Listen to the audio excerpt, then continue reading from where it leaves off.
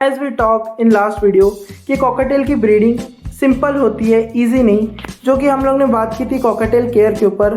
तो आज इस स्टेटमेंट के ऊपर पूरी डेडिकेटेड वीडियो में लेके आ रहा हूँ, जो कि कॉकटेल ब्रीडिंग की मास्टर क्लास होने वाली है।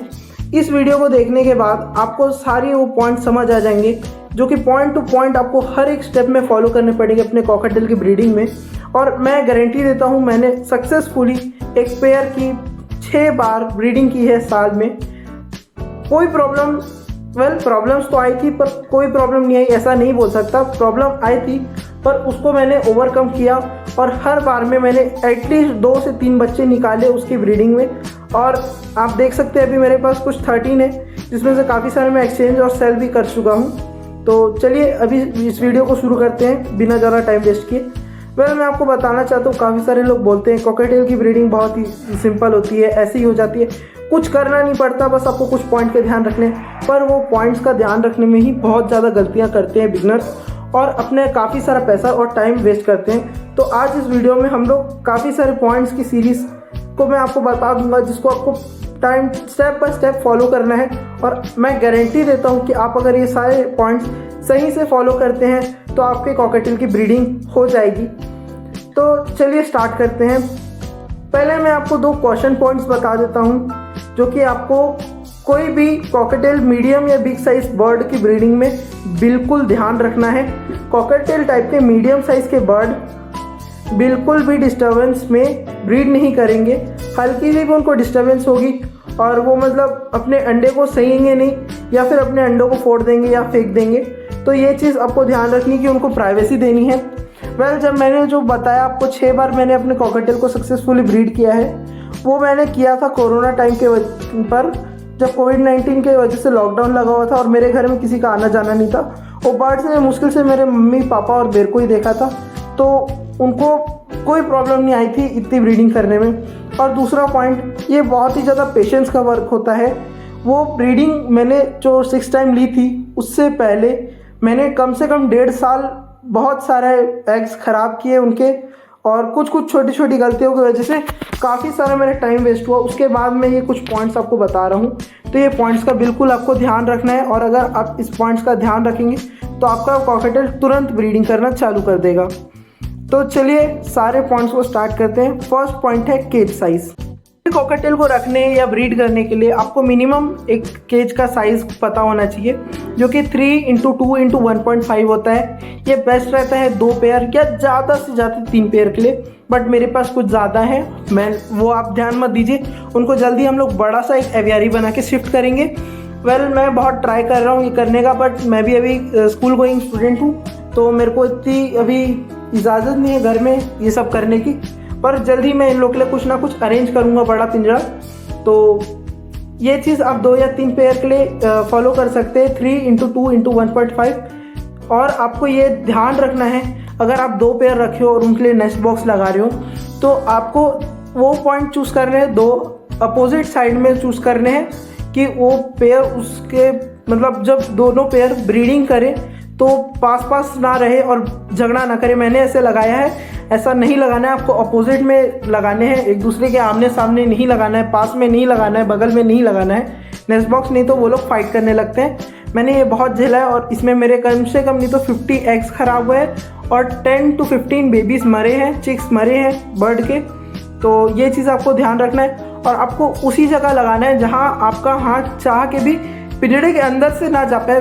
बाहर जो खिड़की रहती है नेस्ट बॉक्स में चेक करने के लिए, उससे तो हम लोग चेक कर सकते हैं, बट केज के अंदर से आपका हाथ वहाँ ना पहुँचे। मैंने आप देख सकते हैं जो एक कोने में मैंने नेस्ट बॉक्स लगाया है, उसके लिए बहुत फाइट हुई है। मेरी चिड़िया मतलब मरते मरते भी बची है मेरे बर्ड्स। तो ये चीज़ आपको ध्यान रखना है। और मैं बताया आपको कितने सारे मेरे एग्स वेस्ट हुए हैं, कितने सारे मेरे चिक्स की डेथ हुई है।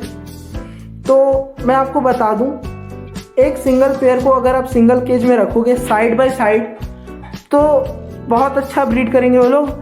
मेरा मतलब है कि आप 6 पेयर लाए और उनको 6 पिंजड़े सेपरेटली दिए, अलग अगल बगल लगा के, कि वो एक दूसरे को देख तो सकते हैं पर ना फाइट कर सकते हैं।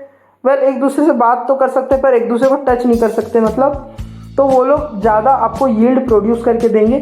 सालाना वो सिर्फ ब्रीडिंग पे उनका ध्यान रखेगा, ज़्यादा इधर उधर की बातों में उनका ध्यान नहीं वेस्ट होगा। पर इसमें मेंटेनेंस टाइम भी बढ़ जाता है ऐसे सेटअप में।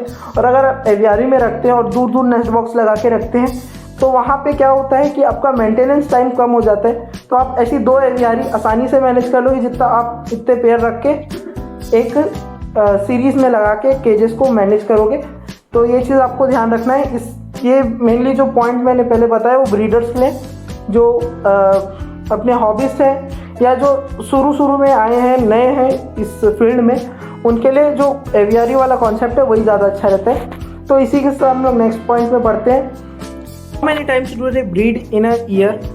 देखो, मैंने तो अपने बर्ड से 7 टाइम्स भी ब्रीडिंग ली है। अनरियलिस्टिक लगता है पर पॉसिबल है। 2 to 7 टाइम वो ब्रीड कर सकते हैं। 7 टाइम मैं इसलिए बोल रहा हूँ क्योंकि मैंने खुद लिया है। वेल, जो फर्स्ट क्लच का लास्ट एग ले करने से पहले से लेकर मतलब लास्ट क्लच का, जो ईयर का लास्ट क्लच था उसका फर्स्ट एग ले करने तक का टाइम 1 ईयर है। तो 7 वो क्लच को गिनोगे तो हो जाएगा। पर अगर आप पूरा ब्रीडिंग का गिनोगे तो वो 6 ही रह जाएगा। पर मैं 7 गिनता हूँ फॉर पर्सनल सेटिस्फेक्शन। तो वो 2 से 7 टाइम्स तक ब्रीड कर सकते हैं। और मैंने खुद किया है। इस पे 3 फैक्टर जो है काम करते हैं। एक रहता है क्लच साइज़। क्लच का साइज़ जैसे जैसे बढ़ते जाएगा वैसे वैसे नंबर ऑफ़ क्लचेस कम होते जाएंगे। और जो है दूसरी बात है, जो हैंड फीट में चिक्स को आप उठाते जाओगे तो वो जल्दी ब्रीड करते रहेंगे, क्योंकि उनका जो बर्ड के फीड करने में अपने चिक्स को टाइम वेस्ट नहीं होगा। और तीसरा पॉइंट है प्राइवेसी में आपको बताया, जो ये चीज़ कोरोना मतलब कोविड-19 का जो लॉकडाउन लगा था उस टाइम पे हुआ था। तो मैं आपको बताना चाहूँगा कि जो ये ब्रीडिंग है ये जितना प्राइवेसी और कोने कंटान में होता है तो ज़्यादा अच्छा रहता है। इसलिए लोग इसको जो रेसिडेंशियल एरिया रहता है उससे बाहर बनाते हैं। जो भी ब्रीडर्स रहते हैं तो वहाँ जाके उनका ब्रीडिंग करवाते हैं। तो वेल, आप तो हॉबिस्ट हैं, आप लोग जो मेरे व्यूअर्स हैं वो तो मेनली हॉबिस्ट रहते हैं, तो वो ऐसा नहीं कर सकते। इसलिए आपको अपने घर के अंदर ही थोड़ी प्राइवेसी मेंटेन करनी रहती है। तो ये 3 पॉइंट इस पे काम करते हैं। अब नेक्स्ट पॉइंट की तरफ बढ़ते हैं, जो कि है nest box minimum 1 feet cube का होना चाहिए और मैक्सिमम 1.5 फीट क्यूब का होना चाहिए। इससे ज़्यादा बड़ा हो जाएगा तो 2 पेयर उसके अंदर घुस के एग ले करने लगेंगे और फाइट करेंगे। और इससे छोटा रहेगा तो उनका जो टेल रहेगा वो मुड़ने लगेगा। तो ये चीज़ थोड़ा सा आपको ध्यान रखना पड़ेगा कि जो अगर आप पॉट दे रहे हो उनको ब्रीडिंग के लिए तो पॉट एकदम बड़े साइज़ का लें। मतलब 1 फीट का तो वो होना ही चाहिए, 1 फीट से थोड़ा बड़ा होना चाहिए, क्योंकि जो पॉट रहता है वो सेंटर में उसमें गड्ढा रहता है। तो वो गड्ढे में वो जाके बर्ड बैठती है तो उनका टेल जो लास्ट में एंड पॉइंट में जो पॉट के लगता है वहाँ मुड़ना नहीं चाहिए। इतना बड़ा आपको पॉट लेना पड़ेगा। तो इसलिए मैं नेस्ट बॉक्स ही ज़्यादा प्रीफर करता हूँ। इसमें जो पॉट लगाए उसमें कभी कभार ऐसी चिल मारने के लिए बर्ड्स घुसती हैं, पर उसमें आज तक कभी भी उन्होंने ब्रीडिंग नहीं की। तो उसके साथ नेक्स्ट पॉइंट पे बढ़ते हैं अपन लोग। हाँ, और जो नेस्ट बॉक्स में उसमें एक और आपको बात ध्यान में रखनी है कि 2 से 3 क्लचेस के बाद नेस्ट बॉक्स की अच्छे से सफाई करनी है। वेल, इस टॉपिक पे मैं अलग से एक वीडियो बना दूंगा जिसमें मैं अभी साफ़ करने वाला हूँ अपने नेस्ट बॉक्स, तो वो आपको दिखा दूंगा। मैंने ये मिस्टेक की है और उसको साफ़ नहीं किया है और बहुत सारे पैरासाइट्स मेरे एग्स को ख़राब किए हैं और चिक्स को भी मारे हैं, तो उसका आपको ध्यान रखना पड़ेगा। तो अब नेक्स्ट पॉइंट की तरफ बढ़ते हैं, जो कि है मेल इन्फो।